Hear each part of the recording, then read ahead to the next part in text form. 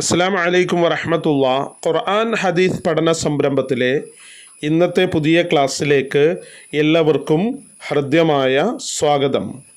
ഇന്ന് നമ്മൾ സൂറത്തു അംബിയായിലെ 5, 6 ആയത്തുകളാണ് ഇൻഷാ അല്ലാഹ് മനസ്സിലാക്കാൻ പോകുന്നത്.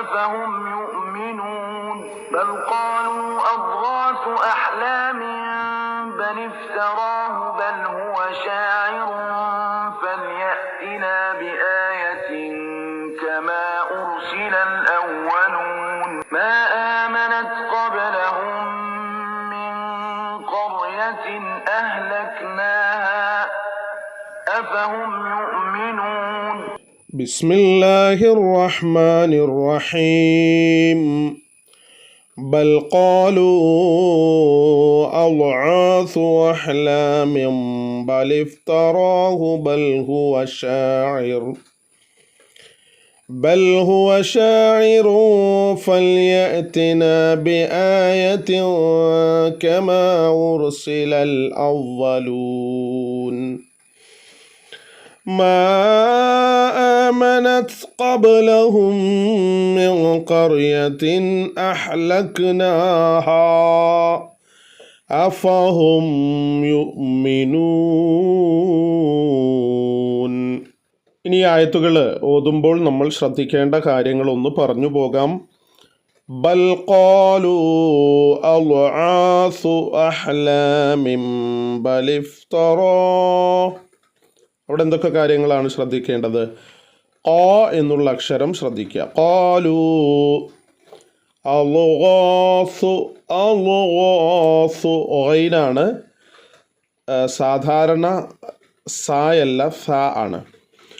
അദ്ഗാസു അഹ്ലാമിൻ ബൽ ഇഫ്തറാഹു. അവിടെ നമ്മൾ ശ്രദ്ധിക്കേണ്ട സ്ഥലമാണ്. അഹ്ലാമിൻ ബൽ ഇഫ്തറാഹു. അഹ്ലാമിൻ എന്നുള്ളിടത്ത് കെസ്ര തൻവീനാണ് വന്നിട്ടുള്ളത്, മിൻ എന്നുള്ളിടത്ത്. പക്ഷേ ആ മിൻ എന്നുള്ളത് നമുക്ക് മുഴുവനായി പറയാൻ പാടില്ല. അപ്പോൾ എങ്ങനെയാണ് ഓതേണ്ടത്? ഇഖ്ലാബ് ചെയ്തിട്ട് ഓതണം. അതായത് മിൻ എന്നുള്ളത് വേഗം ഇഖ്ലാബ് ചെയ്യണം. ഇഖ്ലാബ് ചെയ്യുക എന്ന് പറഞ്ഞാൽ ഒരക്ഷരത്തെ വേറെ ഒരക്ഷരമായി ഉച്ചരിക്കുന്നതിനാണ് ഇഖ്ലാബ് എന്ന് പറയുന്നത്. ഒരക്ഷരത്തെ മറ്റൊരക്ഷരമായി ഉച്ചരിക്കുക. ഇവിടെ നോക്കൂ നിങ്ങൾ, അഹ്ലാമിൻ ബൽ ഇഫ്തറാഹു. അഹ്ലാമിൻ എന്ന് നമ്മളവിടെ മുഴുവനായി പറയുന്നില്ല. അഹ്ലാമിൻ എന്നുള്ളത് ശരിക്ക് കെസ്ര തൻവീനാണ്. മിൻ എന്നുള്ളിടത്ത് ശരിക്ക് ഒരു സുക്കൂനുള്ള നൂനിൻ്റെ ഉച്ചാരണം വരുന്നുണ്ട്. പക്ഷേ ആ നൂന് നമ്മളവിടെ കളയുകയാണ്. മറിച്ച് ആ സുക്കൂനുള്ള നൂനിനെ ബാ എന്ന അക്ഷരമാക്കിയിട്ട് മാറ്റിമറിച്ചിട്ടാണ് നമ്മൾ ഉച്ചരിക്കുന്നത്. ഇതിനാണ്, ഈ നിയമത്തിനാണ് ഇഖ്ലാബ് എന്ന് പറയുന്നത്. അഹ്ലാമിൻ ബൽ ഇഫ്തറാഹു ബൽ ഹുവ ഷാഇറുൻ ഫൽയഅ്തിനാ ബിആയത്തിൻ കമാ ഉർസിലൽ അവ്വലൂൻ. അവിടെയും നമ്മൾ ശ്രദ്ധിക്കേണ്ടത് ഷാഇറുൻ ഫൽയഅ്തിനാ, ഷാഇറുൻ എന്ന് മുഴുവനായിട്ട് പറയാതെ ഇഖ്ഫ ചെയ്യുക. അതായത് ഗോപ്യമായി വളരെ ലളിതമായ രൂപത്തിൽ നോർമലായി നമ്മൾ ഫാ എന്നുള്ള അക്ഷരത്തിലേക്ക് ലയിപ്പിച്ച് ഉച്ചരിക്കുകയാണ് ചെയ്യേണ്ടത്. പതുക്കെ ലയിപ്പിച്ച്, എന്നാൽ അധികം മണിച്ചവിടെ ഉച്ചരിക്കാനും പാടില്ല. ഷാഇറുൻ ഫൽയഅ്തിന അങ്ങനെ ഓതാൻ പാടില്ല. മറിച്ച് ഷാഇറുൻ ഫൽയഅ്തിന ബിആയത്തിൻ കമാ ഉർസിലൽ അവ്വലൂൻ.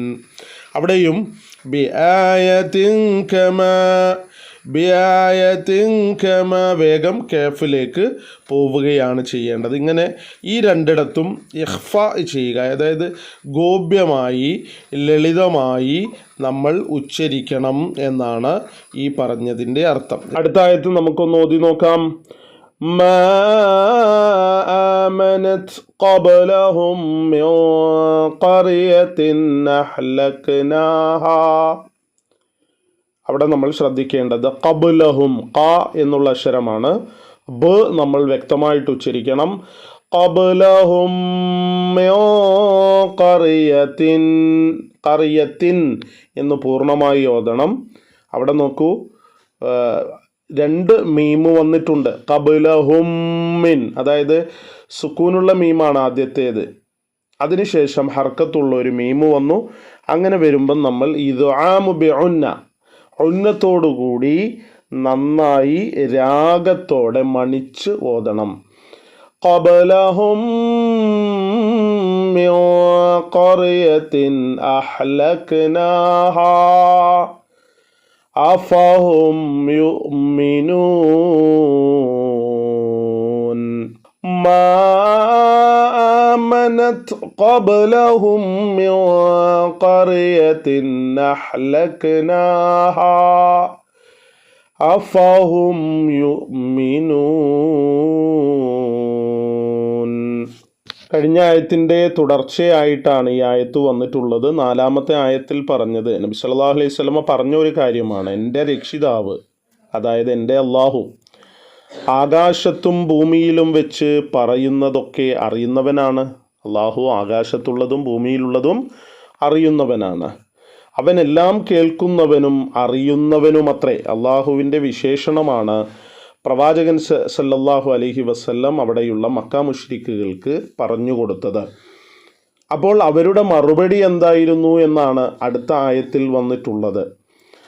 ബൽ, പക്ഷേ, എന്നാൽ. ബൽ എന്ന് പറഞ്ഞാൽ പക്ഷേ, എന്നാൽ. ഖാലൂ, അവർ പറയുന്നു. ആര്?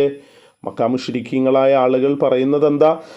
അല്ലാഹു അഹ്ലാം, ഇതൊക്കെ ദുസ്വപ്നങ്ങളാണ് എന്ന്. എന്താണ് അവർ പറയുന്നത്? ഇതൊക്കെ പേക്കിനാവുകളാണ്, ദുസ്വപ്നങ്ങളാണ്. അല്ലെങ്കിലോ ബൽ ഇഫ്തറാഹു, അതല്ല, അവനത് കെട്ടിച്ചമച്ചതുമാണ്. ആര്? മുഹമ്മദ് എന്ന് പറഞ്ഞ വ്യക്തി കെട്ടിച്ചമച്ചതാണ്. ബൽ എന്ന് പറഞ്ഞാൽ അല്ലെങ്കിൽ, ഇഫ്തറാഹു അതിനെ അവൻ കെട്ടിച്ചമച്ചതാണ് എന്ന് പറഞ്ഞാൽ മുഹമ്മദ് കെട്ടിച്ചമച്ചതാണ്. ബൽ ഹുവ ശാഇറുൻ, ബൽ അതുമല്ലെങ്കിൽ അവൻ ആരാണ്? ശാഇറുൻ, ഒരു കവിയാണ്. ഫൽയഅ്തിനാ ബിആയത്തിൻ, എന്നാൽ അവൻ നമുക്ക് കൊണ്ടുവന്ന് തരട്ടെ. ഫൽയഅ്തിന എന്ന് പറഞ്ഞാൽ, ഫ എന്ന് പറഞ്ഞാൽ എന്നാൽ, അപ്പോൾ എന്നൊക്കെ അർത്ഥമുണ്ട്. ഫൽയഅ്തിന എന്നാൽ അവൻ, യഅ്തി കൊണ്ടുവന്ന്, ന ഞങ്ങൾക്ക് തരട്ടെ. ഫൽയഅ്തിന അതുമല്ലെങ്കിൽ എന്നാൽ അവൻ നമുക്ക് കൊണ്ടുവന്ന് തരട്ടെ.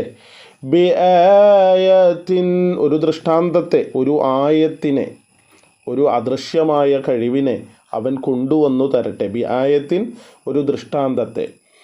കമാ ഉർസിലൽ അവ്വലൂൻ, റസൂലായി മുൻകഴിഞ്ഞു പോയ പ്രവാചകന്മാരൊക്കെ കൊണ്ടുവന്നതുപോലെ. കമാ ഉർസില എന്ന് പറഞ്ഞാൽ അയക്കപ്പെട്ടതുപോലെ. അർസല എന്നുള്ളതിൻ്റെ മജ്ഹൂലായ പദമാണ് ഉർസില. കമാ ഉർസില റസൂലായി അയക്കപ്പെട്ടതുപോലെ അൽ അവ്വലൂൻ പൂർവികന്മാർ, മുൻ പ്രവാചകന്മാർ. അപ്പം എന്താണ് അവർ പറഞ്ഞത് എന്നല്ല, അവർ ആ അക്രമികൾ, മക്ക മുശ്രിക്കീങ്ങളായ പ്രവാചകനിൽ വിശ്വസിക്കാത്ത ആളുകൾ, അവർ പറയുന്നു ദുസ്വപ്ന വാർത്തകളത്രേ മുഹമ്മദ് പറയുന്നത്, അതല്ല അവനത് കെട്ടിച്ചമച്ചിരിക്കുകയാണ്, അത്രയുമല്ല അവനൊരു കവിയാണ്. എന്നാൽ ഇവൻ പ്രവാചകനാണെങ്കിൽ, ഈ പറയുന്ന മുഹമ്മദ് ഒരു പ്രവാചകനാണെങ്കിൽ മുൻ പ്രവാചകന്മാർ അയക്കപ്പെട്ടിരുന്നതുപോലെ ഇവൻ നമുക്കൊരു ദൃഷ്ടാന്തവും കൊണ്ടുവരട്ടെ എന്നൊക്കെയാണ് അവർ പറഞ്ഞത്. ബൽ ഖാലൂ അദ്ആസു അഹ്ലാം എന്നല്ല, അവർ ആക്രമികളായ മനുഷ്യർ പറയുന്നു ദുസ്വപ്ന വാർത്തകളത്രേ മുഹമ്മദ് പറയുന്നത്. ബലിഫ്തറാഹു ബൽ ഹുവ ശാഇറുൻ, അതല്ല, അവനത് കെട്ടിച്ചമച്ചിരിക്കുകയാണ്. അതുമല്ലെങ്കിലോ, അത്രയുമല്ല, അവനൊരു കവിയുമാണ്. ഫല്യഅ്തിനാ ബിആയത്തിൻ,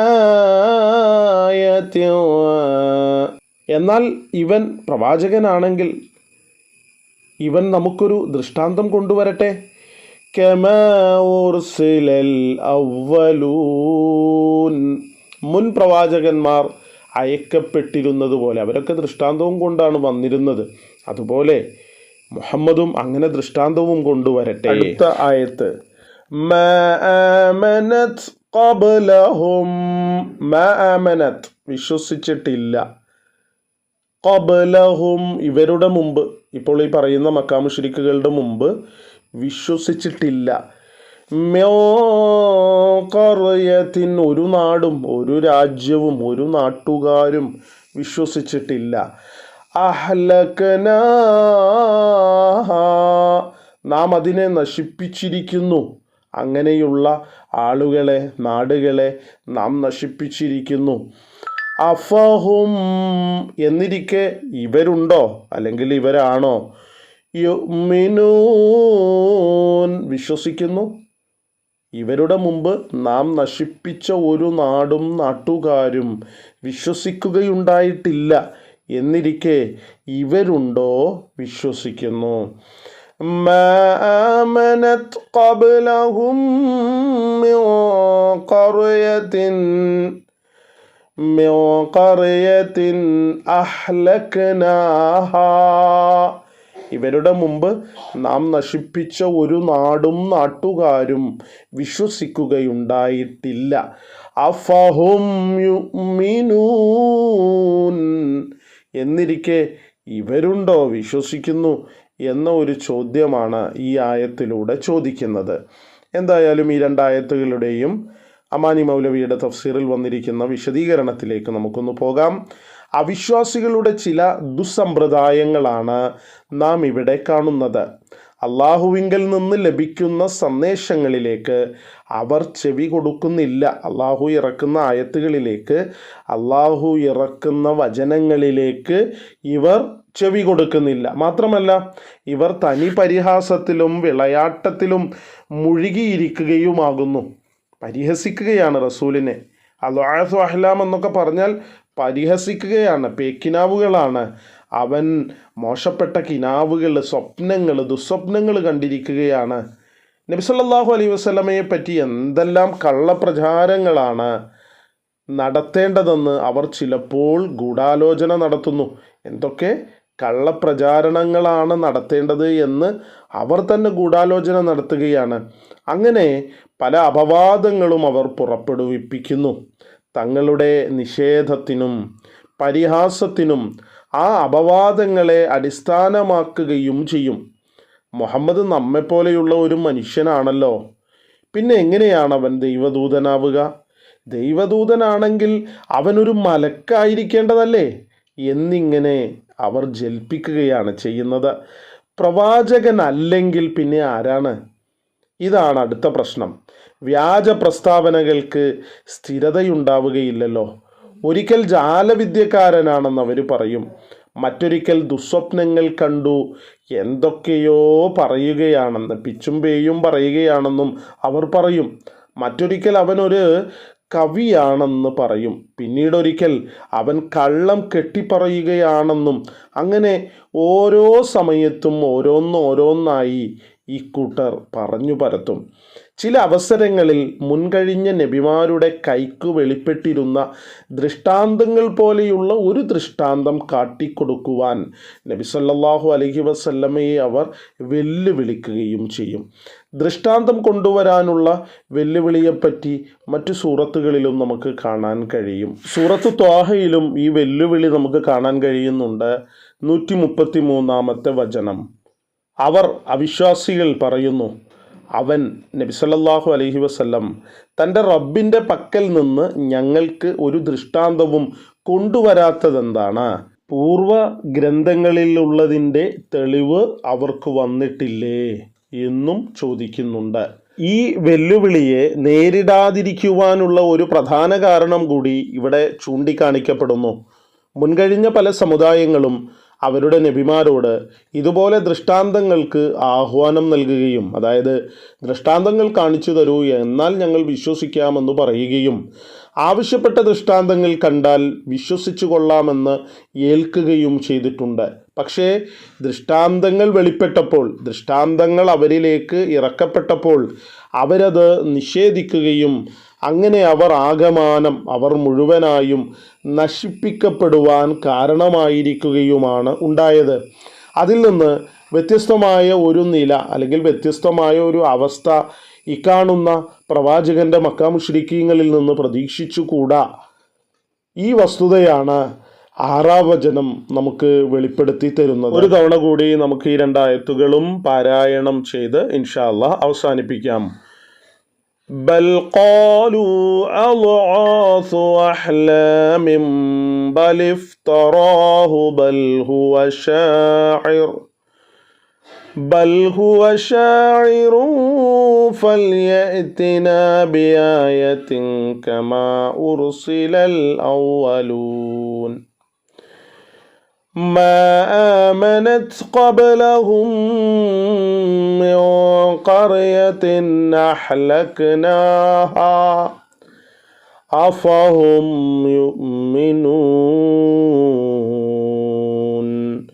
ഇൻഷാ അല്ലാഹ് തുടർന്നുള്ള ആയത്തുകൾ അടുത്ത വീഡിയോകളിലൂടെ നമുക്ക് മനസ്സിലാക്കാം. അള്ളാഹു നമുക്ക് ഖുർആനിനെ യഥാവിധി പഠിക്കുവാനുള്ള സാഹചര്യവും സൗകര്യവും ഒരുക്കി തരുന്നതോടൊപ്പം ഖുർആൻ പഠനത്തിലൂടെ സ്വർഗലോകത്ത് ഒരുമിക്കുവാനുള്ള അവസരം അള്ളാഹു നൽകി നമ്മെ അനുഗ്രഹിക്കുമാറാകട്ടെ.